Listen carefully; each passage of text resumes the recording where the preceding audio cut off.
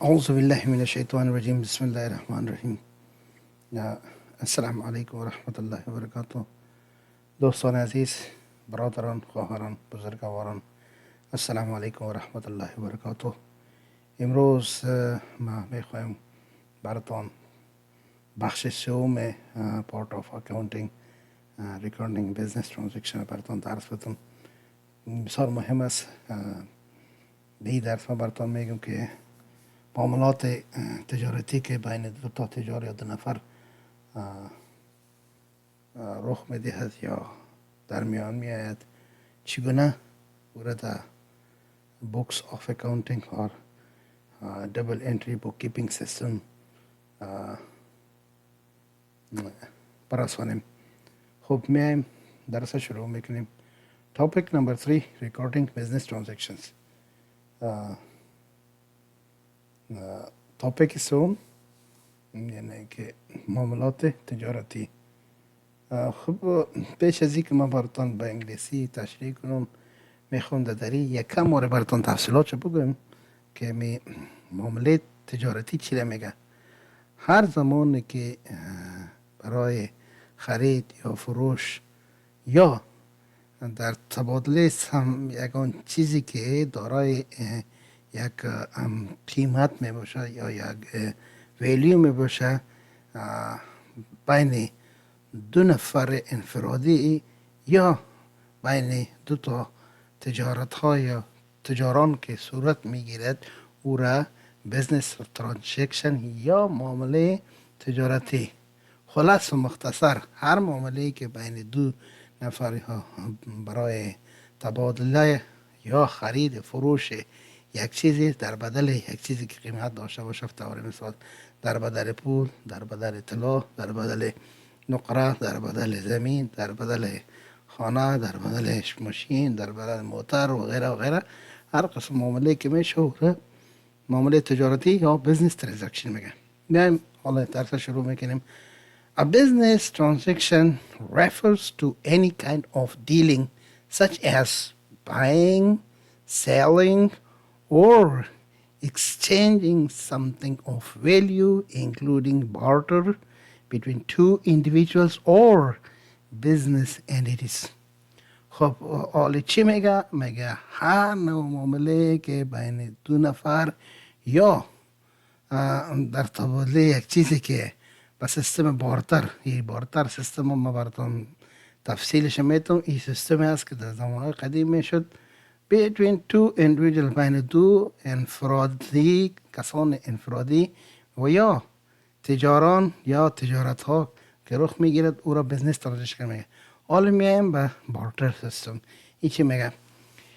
این تقریبا از زمان سکندر اعظم، قبلا زمانی که سکه رایج نشده بود،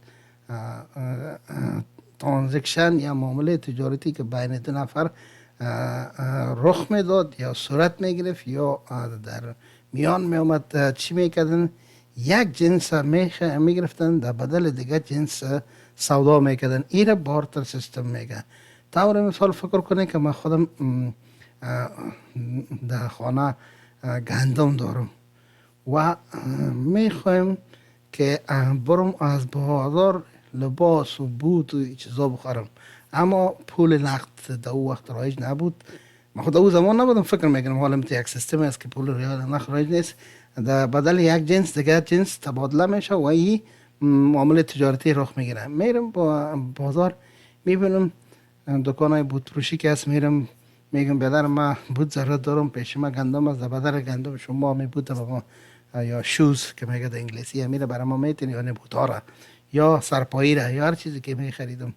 دیگه اون نفر دکاندار که اگه ضرورت به گندم میداشت مرا میگه بله امرایتان معامله میکنم. باز میگفتیم که بیادر یک جا بوده در تبادل چند کیلو گندم یا چند البی گندم، کیلو به حساب است که در آسیا استعمال میشه و البی پاوند میگه، یعنی این در امریکا سیستم البی است و با چند کیلو یا با چند البی یعنی بوتا را برای میگه یا 5 یا 6 یا 2 یا 3 هر چند کیلو امروز جور میم گندم برش میتم در بدلش بوت میگیرم. این سیستم که هست این سیستم بارتر است. یعنی تبادله یک جنس، خریداری دیگه جنس. این سیستم که حالا در جهان تقریبا ختم شده. تنها یکی در ولایت بدخشان ما شما که کوههای پامیر است، سلسله کوههای پامیر که است، اونجا فقط به خاطر از این رواج است که مردم بیچاره که در اونجا زندگی میکنن، در بلندترین قله های بدخشان و زندگی میکنن. به اوج سرک نرفته، به اوج راه رفت آمد بسیار مشکل است. اگر وار رفت آمد هم میکند توسط اسب، بیادبی ما باشه مرکب یا گاو، نرگاو یا کچر و غیره. اورم کچر میگیم ما، به نظرم قطار همو که بین اسب چی میشه، قطار میگن چی میگن، قطار میگن چی میگن، توسط از اونو رفت آمد میکنن. دیگه این مردم که هستن تجارت ما شما که کسانی که تجارت لبنیات میکنه یا تجارت مویشی میکنه یا تجارت پشم میکنه یا غیره دیگه چیزایی که اونو مردم اونجا تولید میکنن، اون تجارت میرن از اینجا که خود لباس میبرن، بود میبرن، کمپل میبرن، تکه میبرن یا چیزهای دیگری میبرن، همون چیزایی که او ضرورت داشته میباشن میبرن و در بدلشان ازشان یا مویشی یعنی حیوانات میخره، یا مسکه میخره، یا ماست میخره، یا چکه میخره، یا دوغ میخره، ببخشید یا پنیر میخره، یا پشم میخره. هر چیزی که اونا تجارت میکردن اونمو چیز ازشان میخره. یعنی در بدل یک جنس دیگه جنس تبادله میکنه. اینی میره بارتر سیستم میگه. شاید انشالله که سیستم بارتر شما فهمیده باشین. و در این زمان خوب والا سیستم کرنسی نوت که از رواج است. زمان که می بارتر سیستم اساسا که مردم فهمیدن یک سکه جور کردن، توسط سکه لاین دین میکردن در بدل همون سکه طلایی یا نقره‌ای می بود یا میسی می بود دیگه یک جنس می خریدن و عمر برش به اساسا این سیستم باز به سیستم ورقی تبدیل شد که یعنی کاغذهای نوتای کاغذی جور شد. این سیستم دیگه از بارتر سیستم به کش معامله نقد آمد. خب دیگه وقت شما را سر از ایجای نمیکنم، بیاین که درس بخونیم. In accounting terms, these transactions are recorded as journal entries. حالا سوال پیدا میشه که جورنال چیست؟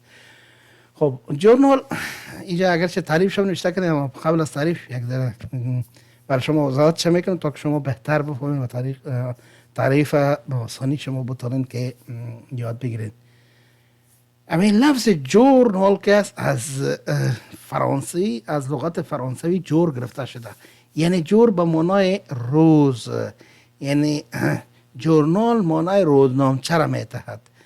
خب اگر شما فکر کرده باشین یا دمی افغانستان، ایران، پاکستان و هندوستان، دمی مملکت ها مردم یک کتابچه به نام روزنامچه میگن، از اونو کار میگیرن.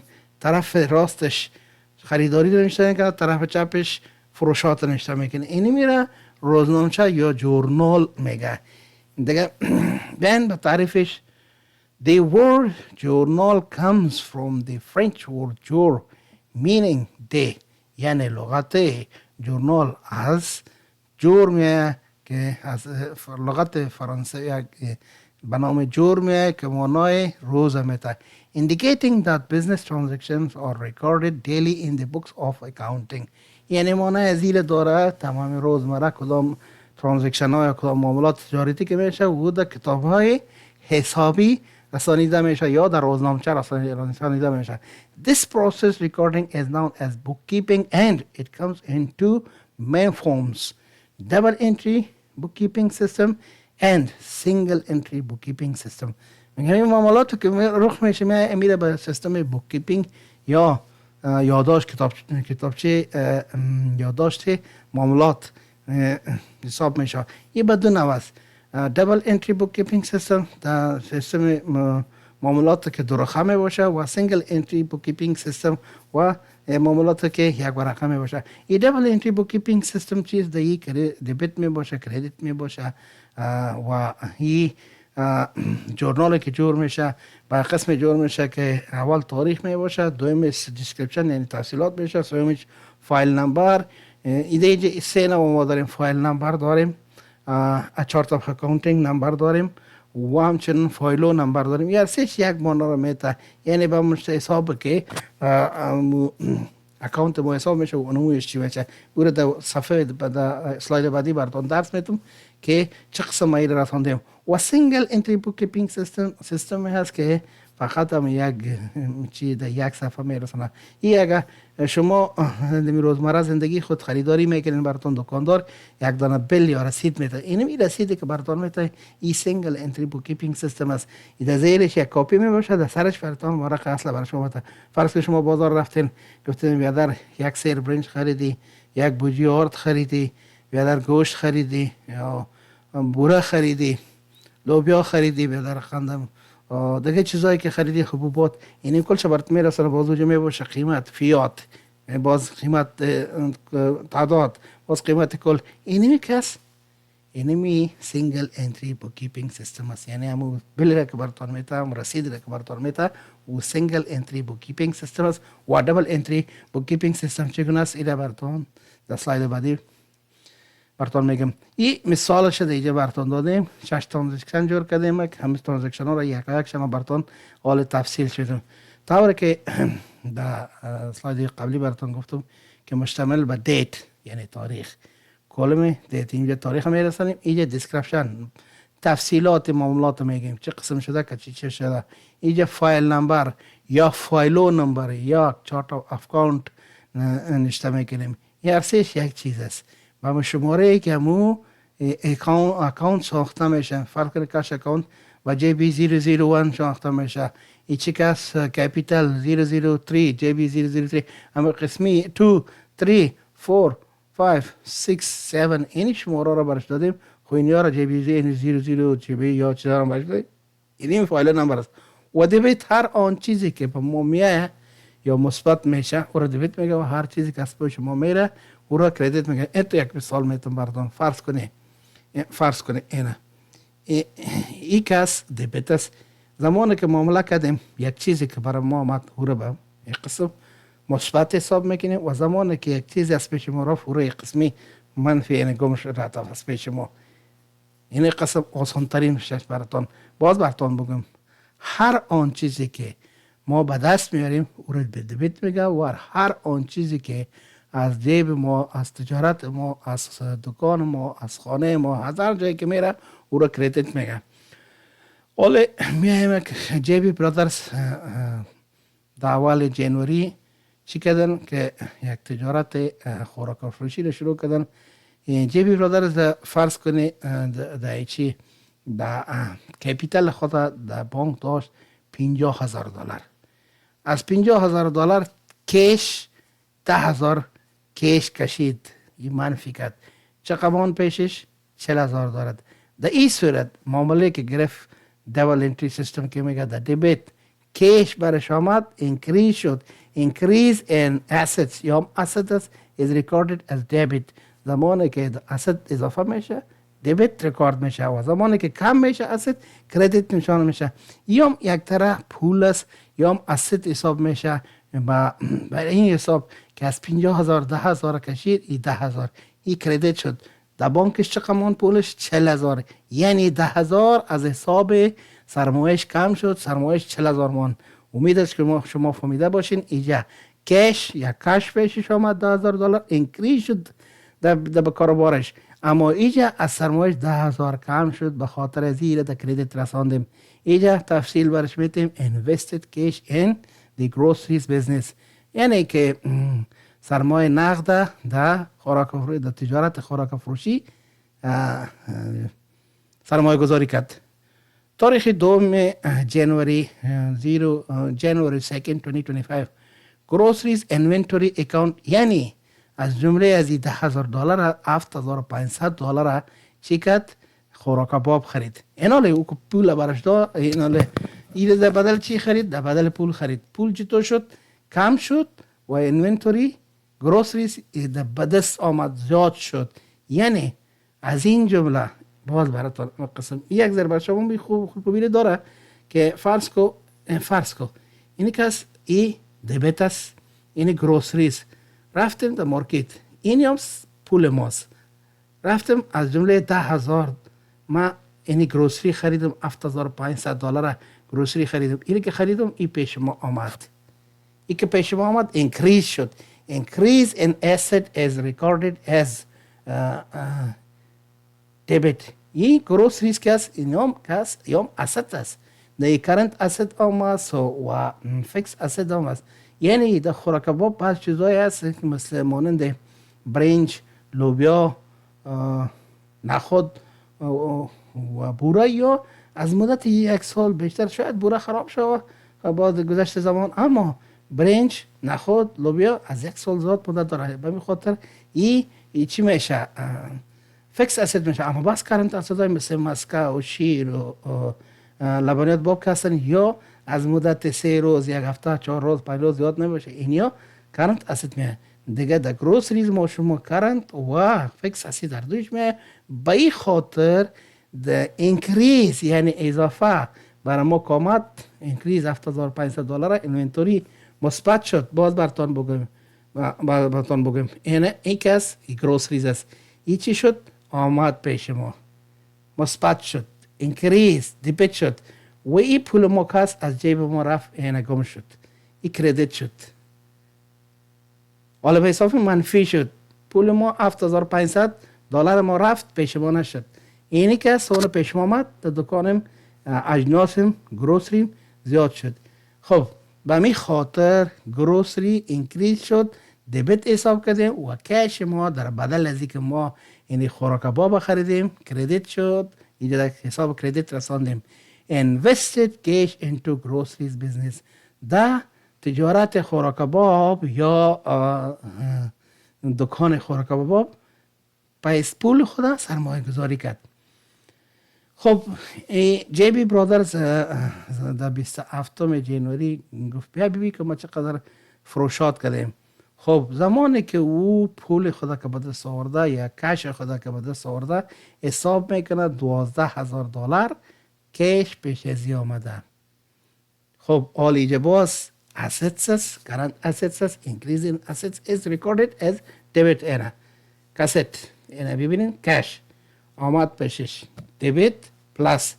خب گروسریز از این چیزهایی که خریده بود خوراک کباب ای رفت فروشنده را داد، منفی شد، گم شد. میبینی چه آسان اینه کش آمد پیشش چه آمد 12,000 دلار و به ویلیوی 12,000 دلار اینمی گروسریز که هست تو از پیشش و مشتری های خود رفت سودا کرد، دکان خالی شد.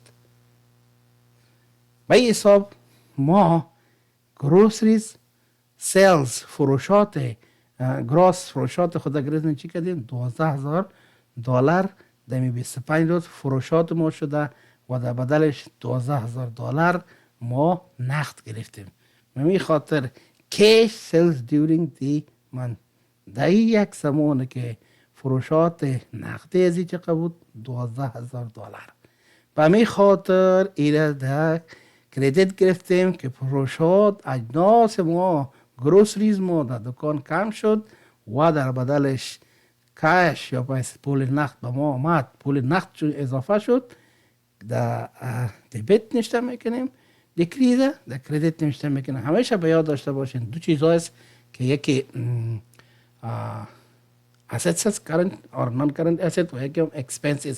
increase اضافه که میشه با ما آمدن دبیت و از ما رفتن کردیت، آمدن پلاس دبیت رفتن کردیت، به دست آوردن دبیت خرج کردن کردیت، به دست آوردن مثبت خرج کردن کردیت. یعنی بسیار مثال آسان براتون میتونم دیگه که نمیفهمین دیگه خداوند یار و مددگار شما.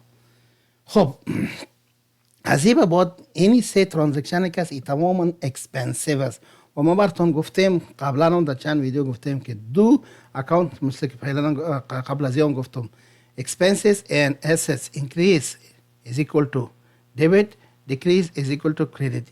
یعنی اینی تمامش انکریز شده. در آخر ما در تاریخ 31 جنوری چی شد؟ 800 دلار کرایه سرش آمد، یوتیلیتی 300 دلار سرش آمد، سلریز 900 دلار آمد به می خاطر اینکریز شد. اینا را ما امی کرایه رنتل اکسپنسیز در دبیت رساندیم، یوتیلیتیز در دبیت رساندیم، چرا که آمد اینکریز کرد و سالریز مجبور است که ای بپردازد یا آمد دیکریز شد. زمانی که امی پول که پیش ماست کش $800 کش یا نقد به کرایه پرداخت، $800 کم شد، $300 دیگر که از 12,800 که کم کنی 11,200 مان، 300 دیگر که کم کنیم ای با یوتیلیتیز چی را میگه؟ یوتیلیتیز بل برق، آب، گاز، HOV یا صفایی، پارکینگ و غیره. همین قسم کدام بلای که می او را یوتیلیتیز میگه. در آخر ما بلهای گاز و برق چیزا را $300 سرش آمد، اینکریز شد، اکسپنسیز است. اما در بدل زمانی که کش داد کش ازی کم شد. اینال از 12,800 که کم کردیم چند شد؟ 11,200. 300 دیگر کم کردیم 10,900. اینال باز در تاریخ 31 به کارمندای خود سالریز یعنی معاشات چقدر سرش آمد؟ معاشات مزدورا اینکریز شد، اکسپنسیز اینکریز شد. اینکریز این اکسپنسیز دبیت، دیکریز این کش is credit، چون در بدل از پول نقد میته و پول نقد که از asset است و decrease in assets is recorded as credit. و می خاطر پول که ازش رفت و حساب در کردیت رسانه. باز براتون میگم یعنی فکر کنین که اینی سالریز اکاونت است، پس پول مصارف کارمنداست، این مصارف برش آمد، اینی کش است. اینی مصارف که زمانی که میخواه که تعطیه کنه مسئولیت خدا به پیش بره، اینی کش $9,000 میته، این پولش رفت. چه آسان. مصارف آمد مثبت، پول نقد رفت منفی. انشالله که شما بازم فهمیده باشین همین چیزایی را که ما براتون تعریف کردم. دیگه بازم تو مختصر براتون میگیم increase in assets. تمام اینو کس increase است. increase کش increase شد، پول پیش آمد 10,000 دبیت شد، از سرمایش 10,000 کم شد 40,000، از 50,000 40,000 مان کردیت شد کپیتالش یا سرمایش. دیگه گروسریز اینونتوری چی شد؟ $7,500 از جمله 10,000 چی خرید؟ یعنی خوراک کباب برش آمد، خوراک کباب در دکانش، یعنی سرمایه خوراک کبابش اضافه شد، حبوباتش اضافه شد، برنجش اضافه شد، لوبیایش اضافه شد، روغن و صابون و شامپو و غیره غیره چیزا که این خریده $7,500 قیمت داشت، یعنی اضافه شد، دبیت شد یا هم اسید است. و در بدلش بی $7,500 داد که از جمله 10,000 7,500 منفی کنیم $2,500 دیگه من، یعنی کشش از 10,000 به 2,500 رسید، 7,500 مصرف شد. چه آسان. این قسم با زمانی که تا تاریخ بسنجی میکنه 12,000 پر کش از فروشات برش آمد، از فروشات که دارش آمد 12,000 نقد دبیت شد، در دبیت رساندیم. و زمانی که همی خوراک کباب 12,000 سودا کرده یا سیلز کرده 12,000، یعنی می گروسریش کم شد، یعنی می خوراک کبابش 12,000 قیمتش کم شد. باز اینجا مصارف آمده، بل $800 داد کم بود کرده، 800 برش آمد مصارف آمد، هیچ کرد پیمنت کشش کم بود کرد کردیت شد. باز $300 برش بل آمد، بلای مختلف $300 که زمان کش داد کشش دیکریز شد، در کردیت رساندیم. $9,000 ماش کارمندار میته، این مصرف آمد، مصرف است به دبیت گرفتیم. اینکریز این اکسپنسیز دبیتد. زمانی که کش پول پرداخت کرد یا پول نقد پرداخت کرد دیکریز شد. decrease in asset is recorded as credit. این بود درس امروزی ما. و این تمام پول مقدار پول 39,600 ایجام باید باشه، 39,600 ایجام باشه. اگر در اینجا تفاوت آمد بین این دو تا معنای زیر داره، در انتری شما کدام اشتباه کردین یا در ترانزکشن شما کدام اشتباه کردین، اشتباهاتون رو جور کنین. از این به بعدش با شما چی میکنین؟ در ویدیو بعدی ما براتون درسای میتم و یک چیز متوجه باشین خوب که اینی 39,600 این 39,600 در ترایل بیلنس ما شما که جور میکنین. از این به بعد که لیجر اکاونت است، یعنی لیجر اکاونت ها براتون درس میدم جور کردیم که چه قسم جور کردیم، اینا رو درس میدم در ویدیو بعدی براتون. بازی بعدش دیگه ویدیو براتون یعنی ترایل بالانس قسم جور میشه میره براتون جور میکنم و متوجه باشین سایکو ای 39600 ای 39600 ای باید متفاوت نباشه، ای کم و بیش نباشه. اگر یک رپ پیش بود $1 پیش بودم کدام جای اشتباه کردین و یا اینجا کم بودم اشتباه کردین. در هر کدامش که اشتباه کرده باشین برین ترانزکشن های خود ببینین، بلای خود ببینین، جورنال انتری خود ببینین و لیجر اکاونت تان ببینین که شما صحیح درست رساندین یا نرساندین. باز از لیجر اکاونت کدام مو دبیت کالم دبیت ترایل بالانس که رساندین که تزید چک کنه و کردیت که کردیت چک کنین که یا محاسبه کنین که شما صحیح رساندین یا نرساندین. در اون صورت که کدام جای اشتباه یافتین امور اصلاح کنین. از اون بعد اینمی قسم میاد. تشکر از ویدیویتون که شما مشاهده کردین. انشالله در ویدیو بعدی اینی لیجر اکاونت برای شما درس میتونم. الله حافظ، خداوند یار و مددگار شما. و یک دیگه ببخشین ازتون خواهش میکنم که ویدیوهای مرا سابسکرایب کنید، ویدیوهای مرا لایک، شیر و سابسکرایب.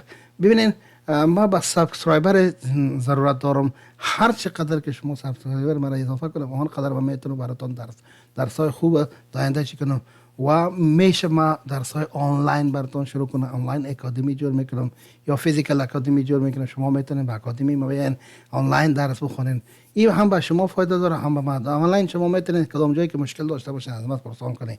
ان شاء الله به زودی اگر شما همراه ما کمک کردین، سابسکرایبر ما اضافه کردین، ویوز ما را به میلیون نفر رساندین و شیر کردین، لایک کردین، دو سرتون میتونم که بعداً براتون یک اکادمی خوب رسمی راجستر شده ایالت مریلند امریکا براتون سرتیفیکیت داده میشه که در تمام جهان چی میشه. اما او گپ های بعدی است. حالا فعلا هیچ قسم چیزی وجود نداره. با او هم با پول ضرورت دارم، هم با ابزار ضرورت دارم، هم با تکنیکل چیزای ضرورت دارم، هم با اپریشنل چیزای ضرورت دارم. با این پول ضرورت میباشه. زمانی که شما سابسکرایبر مرا 4000 بلند ببرین و ویو مرا تا 1 میلیون برسن ما میتونم در صورت براتون اکادمی جور کنم. تشکر. خدا حافظ.